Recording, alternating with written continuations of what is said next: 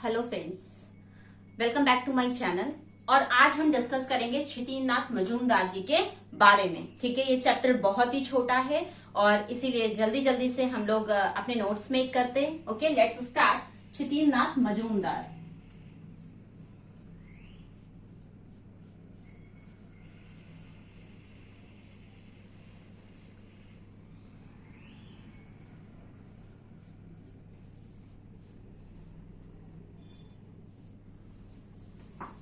जन्म इनका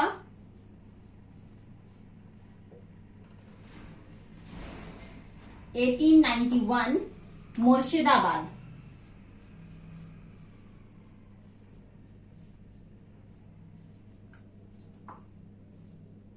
मृत्यु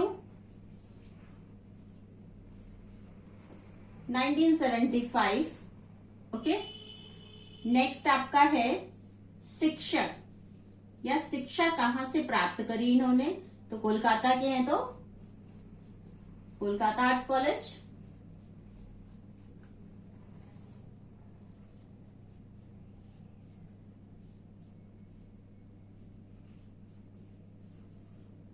ठीक,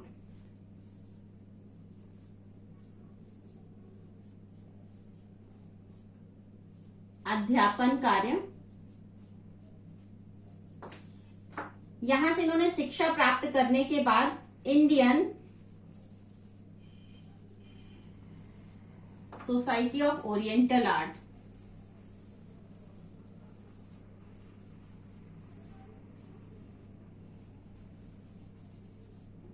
ओरिएंटल आर्ट किसने स्थापना करी थी इसकी? 1907 में करी थी अवनींद्र नाथ जी ने। और किसके साथ मिलकर? गगनेंद्र नाथ जी के साथ मिलकर। तो ये यहाँ पर इन्होंने शिक्षा प्राप्त करी और इसके बाद Indian society of oriental art में इन्होंने शिक्षक कार्य किया, यानी शिक्षा दी या अध्यापन कार्य किया और वहीं पर प्राचार्य पद पर रहे। वह शिक्षा दी व प्राचार्य पद ग्रहण किया।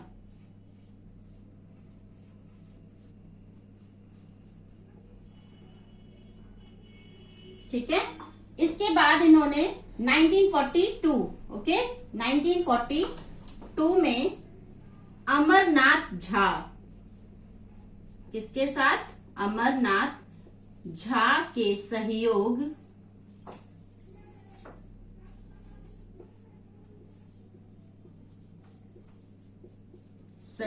से इलाहाबाद विश्वविद्यालय, कहां पर? इलाहाबाद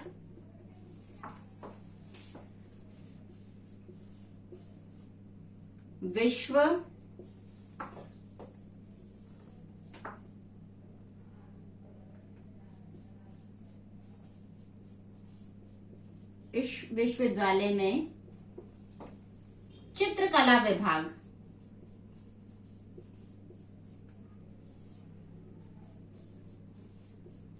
विभाग की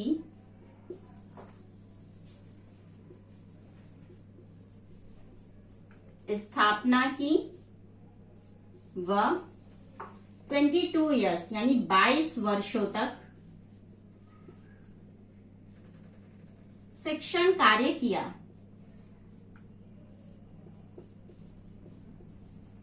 ओके,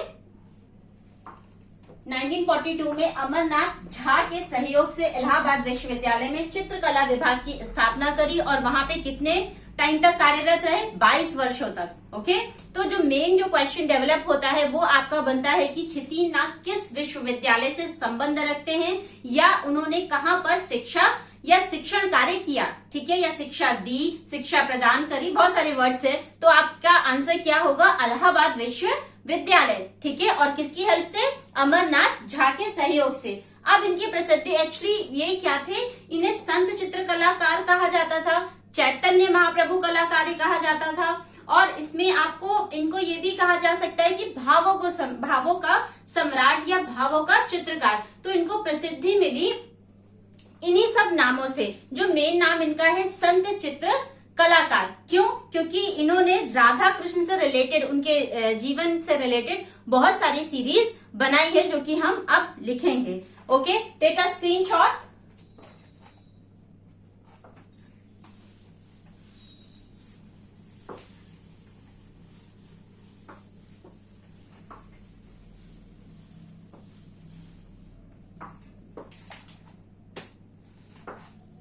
अब हम इसमें लिखेंगे, हेडिंग डालेंगे प्रसिद्धि या फेम।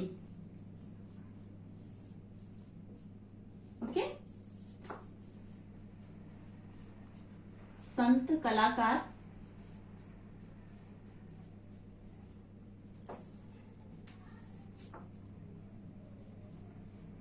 चैतन्य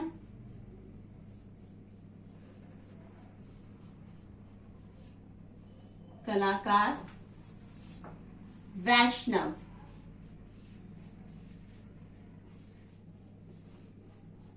कलाकार भावों का सम्राट, भावों का सम्राट या चित्रकार भी उसे कह सकते हैं, सम्राट या चित्रकार। ठीक है, ओके। अब इसके बाद हम आएंगे इनके चित्रों पर।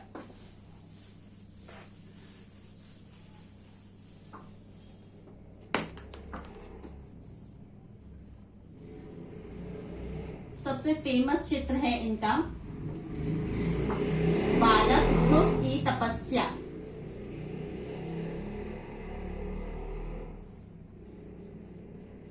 ध्रुव की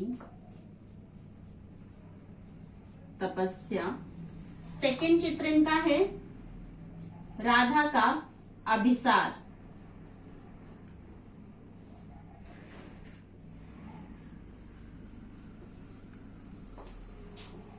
चैतन्य का गृह त्याग।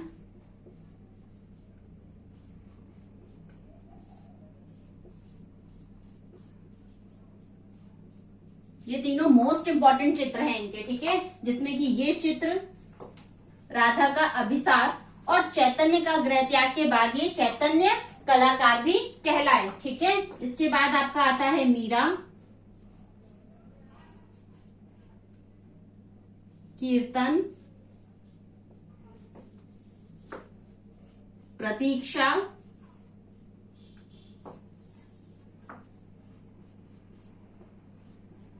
गीत गोविंद,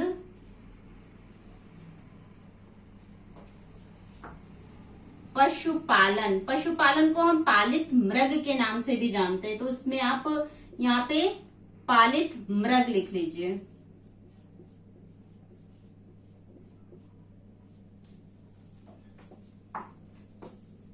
स्वामी हरिदास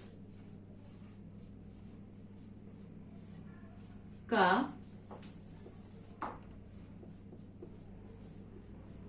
गोलोक गमन। भारतीय लक्ष्मी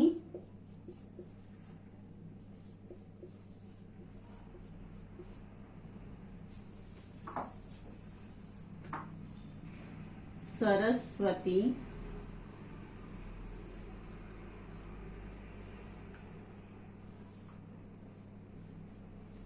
पुष्प परिचायिका।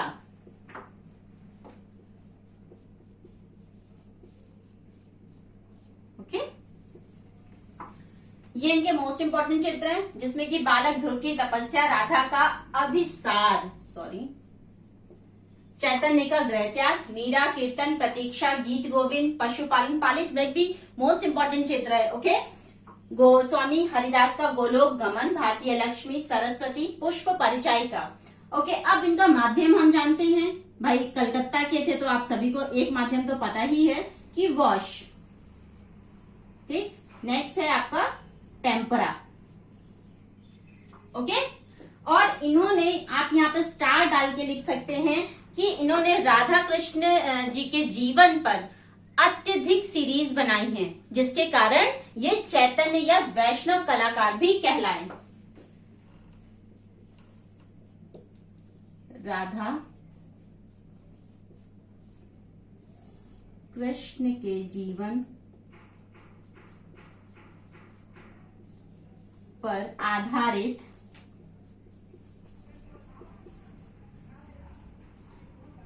सीरीज या श्रृंखला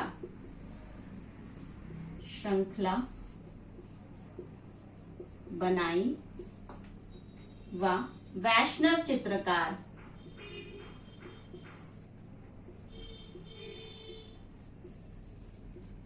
चित्रकार कहलाए।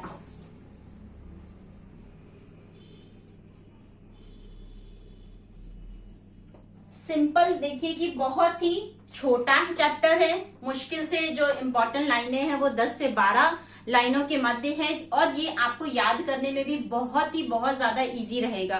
तो अभी तक आपके राजा रवि वर्मा, नंदलाल बोस, असित कुमार हलदार, अवनींद्र नाथ जी और आपका ये क्षितिज नाथ मजूमदार, ठीक है, ये चैप्टर आपके जो मोस्ट इम्पोर्टेंट हैं, ठीक है। तो ये चैप्टर आपके फिनिश होते हैं। अब हम नेक्स्ट टाइम पे आएंगे, फिर एक नया आर्टिस्ट लेके आएंगे और प्लीज आप लोग एक अपनी स्ट्रेटेजी मेक करिए कि आपको किस तरीके से चीजों को याद करना है। देखिए 70 to 80% तो आपका जो पिछले पेपर्स हैं, पुराना है, उसी से ही आ जाएगा, लेकिन जो 20% मेक करना वो आप अपने अकॉर्डिंग नई चीजों को देखिए कि कहाँ से क्या क्वेश्चन बन सकता है। टीजीटी बहुत डीपली नहीं जाएगा, लेकिन हाँ जितना भी आपका जो नया सेक्शन है वो आपके नए आर्टिस्ट हो गए, कंटेम्प्रेरी आर्टिस्ट हो गए, ये आपको बहुत ही अच्छे तरीके से लर्न करना, और हाँ जितना शॉर्ट होगा उतना आपके लिए इजी होगा, हेल्पफुल होगा। इसीलिए मैं बार बार कहती हूँ एक कॉपी में 1 वर्ड्स 1 लाइनर क्वेश्चन जरूर मेक करिए। जो क्वेश्चन आपको याद नहीं हो रहा है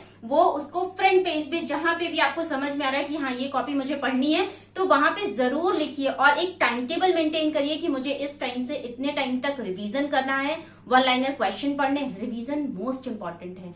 विदाउट रिवीजन आप जो बैक हिस्ट्री है आप लोगों की वो आप नहीं कर पाएंगे। जो भी उसमें भी मोस्ट इंपॉर्टेंट चीजें आती हैं, जो मेन है, अजंता की खोज किसने की, उनके चित्रों का नाम बताइए, माध्यम बताइए, तो ये तो कॉमन क्वेश्चन है। कॉमन क्वेश्चन मतलब इतने भी कॉमन नहीं, हाँ 80% जो क्वेश्चन है वो आपके पुराने क्वेश्चन है। 20% न्यू फोकस रखिए, नई स्ट्रेटेजी मेक करिए जहां से भी मिलता है। ये नहीं कि आप मेरे ही वीडियोस देखिए, आपके बहुत सारे यूट्यूब में बहुत भरमार है। जिसका वीडियो समझ में आ रहा है, जहां से आप कुछ नॉलेज गेन कर पा रहे हैं, उस चीज को लीजिए, अपनी कॉपी में मेंशन करिए और राइट डाउन करिए, लर्न करिए। मैं बार बार चीजें कह रही हूँ कि रिवीजन मोस्ट इंपॉर्टेंट है। नेट के क्वेश्चन, टीजीटी, शिल्पी प्रकाशन जितना भी है वो आप अभी रीड करिए, लर्न करिए। क्यों? क्योंकि अभी फॉर्म आया नहीं है। जिस हिसाब से आपका अभी फॉर्म आया नहीं, इंडियन हिस्ट्री आर्टिस्ट ये कंप्लीट करते चलिए, ताकि उस टाइम पे आपके पास मैक्सिमम टाइम हो रिवीजन का और नई चीज देखने का। तो बस इतना ही कहना चाहूंगी कि बहुत मन लगा के पढ़ाई करिए और नोट्स बनाते चलिए, ठीक है। और चैनल को लाइक करें, सब्सक्राइब करें और शेयर करें। Thank you so much. और बस पढ़ाई करिए।